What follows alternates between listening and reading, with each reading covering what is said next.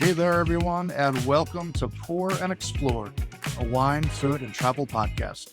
I'm your host, Nick Elliott, the wine guy. I'd love to be your go-to guide for all things wine, food, and the amazing places they take us. Here on Pour and Explore, we'll sip, savor, and wander through the exciting world of wine, discuss incredible cuisines, and uncover the stories behind unforgettable destinations. Each week, I'll bring you lively conversations with wine experts, chefs, travel pros, and fellow enthusiasts. We'll share practical tips, hilarious tales, and plenty of inspiration to fuel your next adventure. So grab a glass, pull up a chair, and join me as we pour, explore, and celebrate the good life. Let's dive in. Hello, everyone, and welcome back to Pour and Explore. This is the podcast where we sip, savor, and stroll our way through the world of wine, food, and travel. I'm Nick Elliott, the wine guy, chef, sommelier, winemaker, who has been elbows deep in grapes 4 times that I can count. You know, whether you are a casual sipper or a hardcore dork, if you will, you are certainly in the right place. Today's episode, because we're approaching harvest time here in the Northern Hemisphere. Some places we're already into it. Some other places will start a little bit later, depending on what they're making, things like that. But we are right now in harvest season. And I wanted to talk a little bit more about what that means. It is the busiest, craziest, most magical time in wine country. And, back in April, I did an episode about winemaking and how the wine goes from the vineyard into the bottle. So definitely check that one out. But I wanted to focus a little bit more on the actual picking of the grapes and growing of the grapes and so on, because I think it deserves a little bit more attention, because I would love for all of my listeners to have a deeper appreciation of what goes into your bottle. And the only way you can do that, in my opinion, is to hear about it from someone who's done it. So I want to buckle up, because we are going behind the cellar door today to explore what really happens during the crush, and then into picking, to the pressing, to the fermentation, and to the celebrating. We are crushing it today. So I am so happy you're here. So let's go. Let's start before a single grape has been picked. Winemakers and vineyard managers have been watching their vines like hawks for months at this point. And as summer turns to fall, this is when things turn real. It's a dance of science and instinct. We're checking sugar levels, we're checking acidity, we're checking pH levels, seed ripeness, the amount of tannin in the skin. We're tasting berries straight off the vine, and we're making decisions that are going to shape the wine for years to come, the wine that winds up in your glass. And it might seem like magic, but we are really out there every day, sometimes before the sun even comes up, making sure that every single berry that goes into your wine glass is a good one. And that is where it all begins. We've planted the grapes, obviously, at this point, and they're growing, and the vines are maturing, and we've got a beautiful canopy on the grapes at this point, beautiful green leaves that are growing and soaking up the sun and producing these beautiful grape clusters on the vine. The main step that we're looking for during this process is a process called veraison. You may or may not have heard this term, veraison. This is the point when grapes start changing color and softening. And as soon as we see veraison start to happen in the vineyard, we know that the countdown to harvest is on. So this is the start, if you will, of the harvest season. And while this is going on, again, we're checking every day, making sure that all of our levels are correct. But behind the scenes, in the places that you can't see, the dark tunnels and buildings where wine is actually made, in the cellar, the tanks are being cleaned and the presses are being scrubbed and the forklifts are being tuned up. The bins and the buckets are being stacked to the ceiling. I remember back when that I was working in the winery, this was a time that you didn't get a whole lot of break. You did not get a whole lot of time to sleep. You were up before the dawn and you were working way into the evening hours, making sure that everything was perfect to be ready when that flag flew and it was time to roll out with all of that equipment and people. Of course, we can't forget the people. And that is what we were prepping for, getting ready for that moment. So you didn't get a whole lot of sleep. There was lots of caffeine, lots of hydration, and of course, lots of hope that the weather was going to cooperate. And weather obviously plays a big factor into farming in general, but I would say it's especially important when you're talking about wine grapes. And let me tell you, every winemaker becomes a part time meteorologist, I would say all year, but especially during this time. You get too much heat, your grapes are going to over ripen, and that's not a good thing. Too much rain, and you might get mold on the grapes, or your grapes will have so much water in them because they're drinking all of that rainwater that you get a diluted juice. And depending on where you are, we don't have a huge problem with it here in California, again, knocking on wood, but frost can certainly be a thing. And don't even get me started about frost. You can only imagine.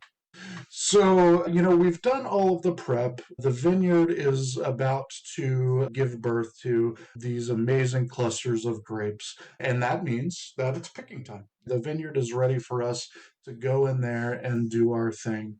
Depending on the region, as I mentioned earlier, harvest kicks off as early as August in some places. Sparkling wine, where sparkling wine is made, folks who are making sparkling wine, this is the time that we're picking our high acid, low pH grapes. And we are picking in this time for those reasons. And then this harvest season can stretch all the way into maybe October or even November. Check out my episode about dessert wines.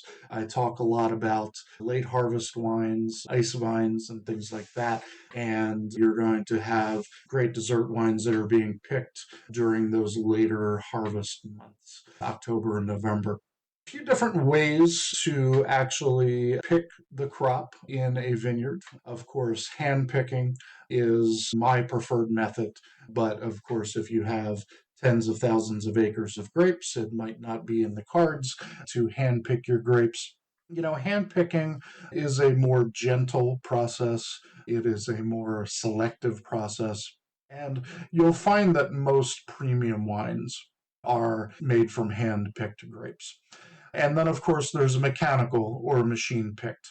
This is faster, it's more efficient, great for large scale production, as I talked about, and it means less people, maybe, depending on how many acres you have. And each one of these methods has its place in the winemaking world. But once we've decided when we are going to pick the grapes and how we are going to pick the grapes, we have to decide, what that vibe is going to look like, if you will, what the schedule is going to look like. Harvest days start early, like 4 a.m. early. And why do we do that? We do that because it's cooler. That's going to be number one. Cooler temperatures protect the grapes and they preserve the acidity for when the grapes wind up down in the winery. Now, I was lucky enough to work at a winery where the actual production facility was on the same property as the vineyard itself. So getting from A to B was a very, well, not easy task, but it was easier than, let's say, you've got a winery in another city where you literally have to load tractor trailers with all of your grapes, take them to the production facility, unload that tractor trailer, and start the process from there. So there are a lot of different ways that this can be done. And again, why cooler temperatures? Why are we starting so early in the morning? It's also to help the farmhands, the folks who are picking those grapes. We don't want them out in scorching heat at noontime in September or August, where it's 90, 100 degrees out. We want to make sure that we're taking care of not only our grapes, but our people as well.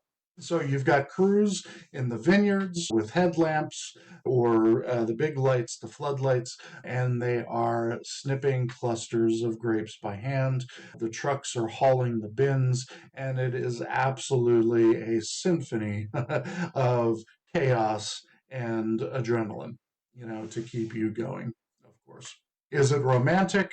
Kind of. Is it brutal? Absolutely. I've got the scars and the bad knees and the bad back to prove it. And is it worth it? Every single time, people. So now that those grapes are picked, it is time for what we lovingly call the crush. It is time to make sure that, the best possible juice is being extracted from those grapes. So the first stop is going to be the sorting, and the sorting process is going to be where we are separating leaves and twigs and underripe berries and, yes, bugs from the grape clusters.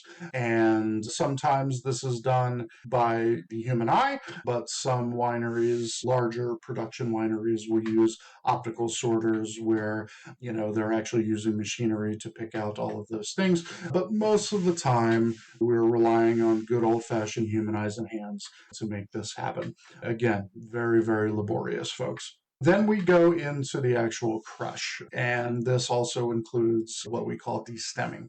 Red grapes usually get crushed and destemmed. What does that mean? We're actually pulling the berry off of the grape cluster, and we are separating the stems and gently cracking the skins of the grapes. White grapes, they will often go directly into the press, and we'll avoid as much skin contact as possible. But by adding the stems into the crush for white wines, that's going to give us a little more astringency, a little more acidity, a little more earthiness in that wine production. And those are the basics right there, very, very high level. Again, I can nerd out about it for, for a long time, but I'm not going to do that here on this episode, maybe another one. So now we have grape juice. We have grape juice all by itself in the terms of white wine, or we might have grape juice mixed with the skins and pulps and seeds in the case of red wines. And this is where the fermentation begins. Again, I want you to go back a few episodes and listen to, I did an entire episode on fermentation. It's only about 20-25 minutes long, but it really gives you a different perspective on not only what fermentation is, but how it works, and appreciation for the work that goes into producing wine. So I would love for you to listen to that one if you haven't already. In the fermentation process, we are either adding yeast to the fermentation into the grape juice, or we are allowing the wild yeast that lives on the grapes to go to work. And what we're doing in this process of fermentation is we are turning sugar into alcohol. And then CO2, or carbon dioxide, is another byproduct of the fermentation process. During this time, we're going to see tanks bubbling over and fermenters foaming. Temperatures, not only in the individual tanks, is rising, but the temperature in the winery is also rising at this point as well, because this process of fermentation is very hot, it's very violent, and there's a lot of stuff happening during this time. It is alive, it is wild, and I will tell you from firsthand experience, it smells like heaven and sweat and fresh grape juice all at once. And it is so much fun. It is one of the most interesting things I've ever done in my life. And I loved every minute of it. There's another step in the process called punch down or pump over, and that is where we are mixing the fermenting grape juice. We're mixing that, and some ways of going about that is taking the juice from the bottom and hooking it up to a hose and pumping it back to the top. That's one way of going about it. Or again, in more small production wineries, we are literally standing over top of the tank and we're using a punch down. I even forget what they're called at this point, to actually push the grapes around to make sure that, especially in red wine, that we're getting the most color and expression out of all of the grapes that are in there. The cap, if you will, think about all of the grape skins rising to the top. What we want to do is we want to make sure that we're pushing those to the bottom. Again, just gently mixing the grape juice and the grape skins and so on. 2x4s and just getting over those grape fats and mixing it all together. It's a lot of fun. And at the end of the day, you're covered from your legs up in grape juice. I've had purple hands more times than I can count. And again, it really, really is a satisfying way to do things. So now that we've gone through the fermentation process, we're in the winemaking process. Now we get into the post-harvest experience in the winery. Our fermentations are slowing down. We're moving our wine to barrels, tanks, or steel drums for aging. Some wines, in the case of white wines, will be ready in just a few months. In the case of a lot of red wines, it might be years before that wine sees the light of day. And again, go back to my episode about going from vineyard to glass. I'll talk a little bit more about what happens during all of the time after the wine is made. But for now, I really just wanted to, again, familiarize you more with harvest time. And it really is a lot of fun. There's a lot of mess that's left behind after the production of wine, sticky floors, there's grape skin everywhere.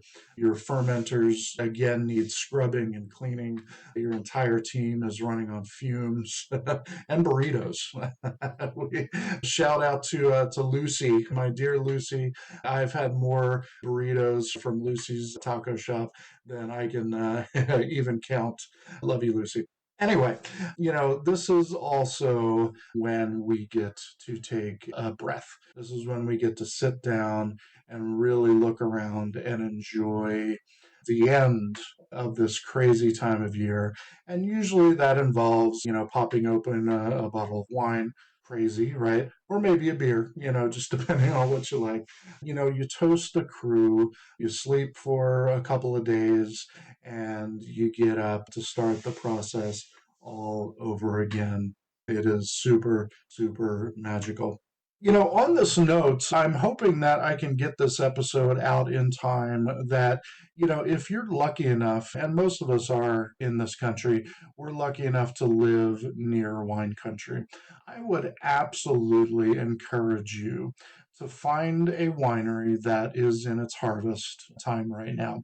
Give them a call and see if you can visit.